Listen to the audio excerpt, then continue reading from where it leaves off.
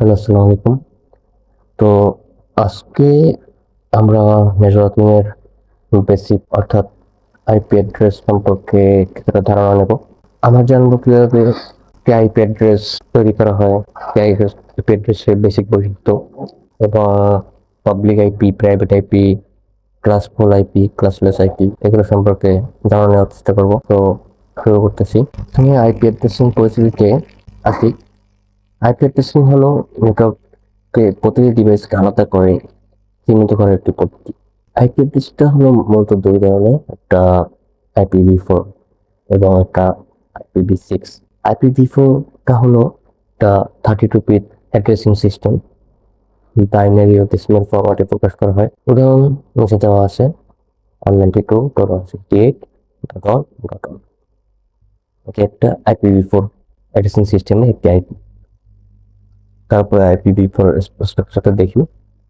IPv4 structure হলো 32 বিটের, 4টি অংশে বিভক্ত, প্রতিটি অংশ 8 বিট।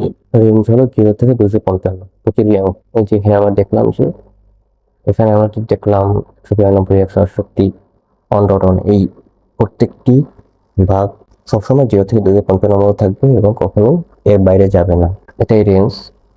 তারপরে আমরা একটা ভেরিড IPv4 অ্যাড্রেসের উদাহরণ দেখি। এটা অনলাইন থেকে 168.1.129, আর একটা হলো 165.192.3.232।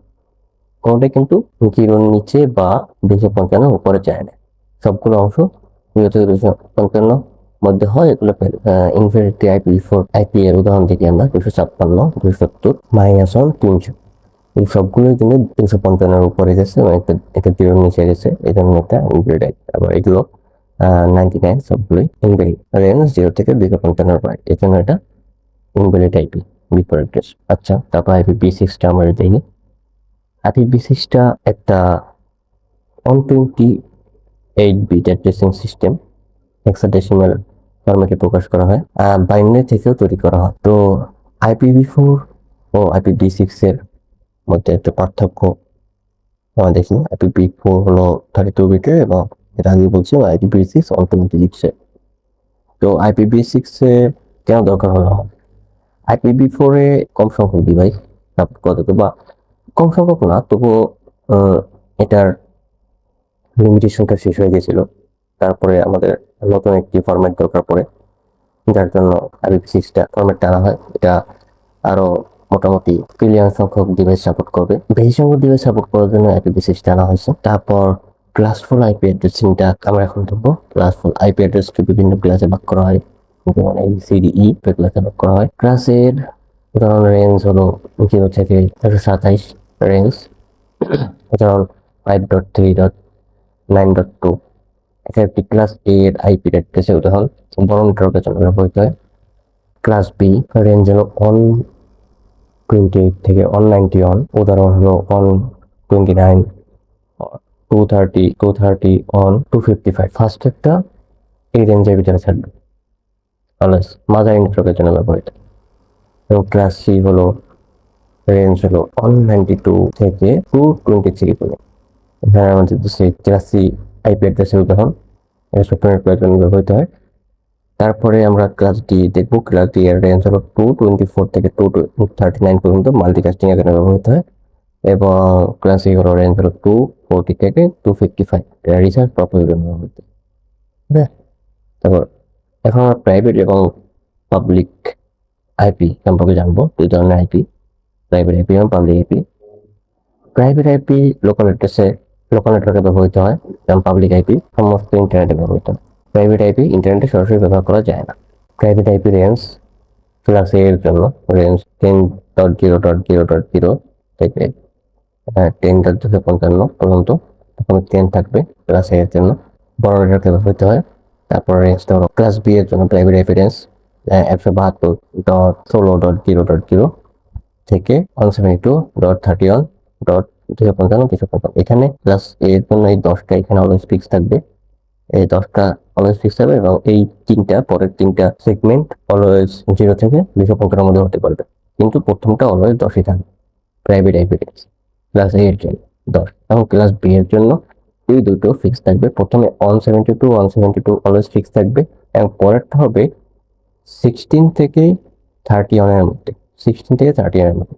আর বাকি দুটো সেগমেন্ট অলওয়েজ 0 থেকে 255 এর মধ্যে যে কোনো একটা হতে পারে। এইখানে এই 72 প্রথম সেগমেন্টটা একেবারে ফিক্স থাকবে, এবং পরের সেগমেন্টটা 16 থেকে শুরু হবে এবং 31 এর মধ্যে, 16 থেকে 31 এর মধ্যে থাকবে।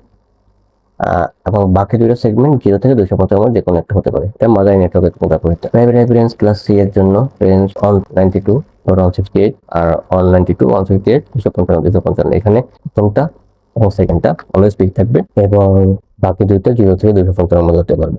প্রোফাইল নেটওয়ার্ক বাসাবাড়ি সুইচের জন্য ব্যবহৃত হয়। পাবলিক আইপির উদাহরণ হলো এটা 8.255.255, এবং রিয়েল আইপি হলো 132.33.0.255।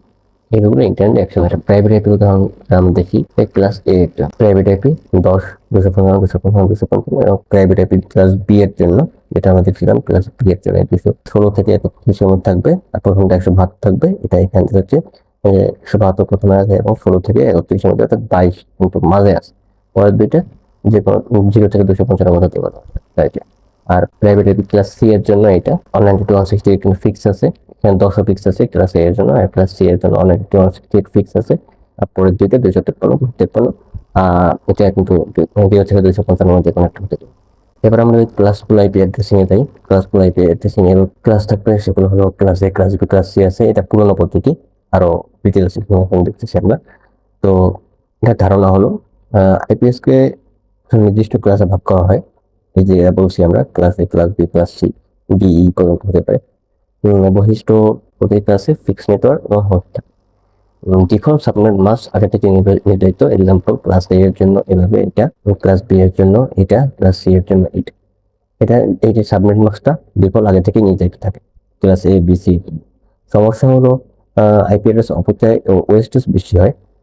ফ্লেক্সিবল ক্লাসলেস, ক্লাসফুল দেখছি আমরা, ক্লাসলেস আইপি অ্যাড্রেস দেখতেছি এখন।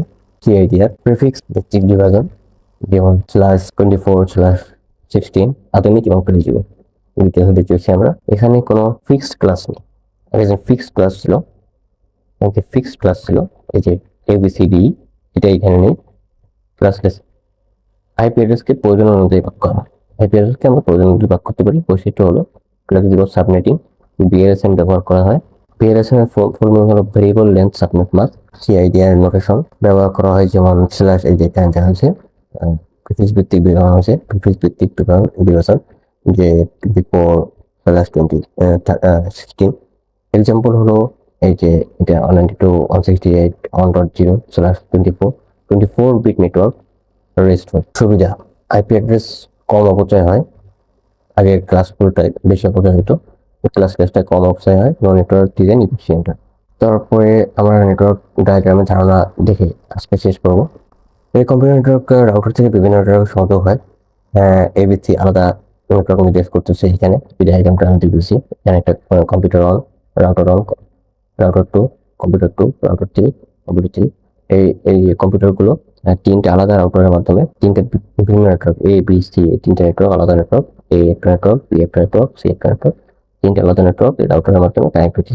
এই ছিল নেটওয়ার্ক ডায়াগ্রামের বেসিক একটা ধারণা। এই ছিল আজকে আমাদের আইপি অ্যাড্রেসের উপর বেসিক একটি ভিডিও, সম্পূর্ণ একটি বেসিক একটি ভিডিও। আজকে এই পর্যন্তই। ধন্যবাদ সবাইকে। আসসালামু আলাইকুম।